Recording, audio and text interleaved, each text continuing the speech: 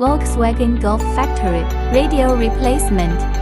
First of all, we use tools to open the radio border. Second, remove the left and right screws.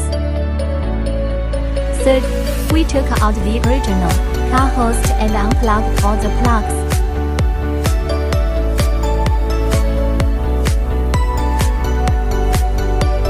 Fourth, connect the wire we prepared to the back of the new product. Fifth, install our new product on the machine and fix it. Finally, we installed the border and finished it. Let's test it. You can see that there are a lot of functions.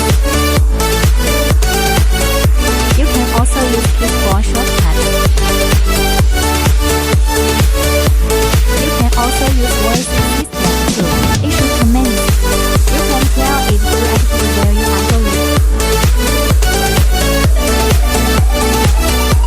You can also let it call anyone.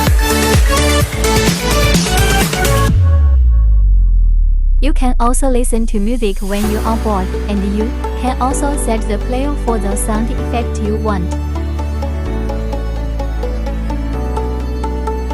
Importantly, you can also watch online videos and support reversing radar.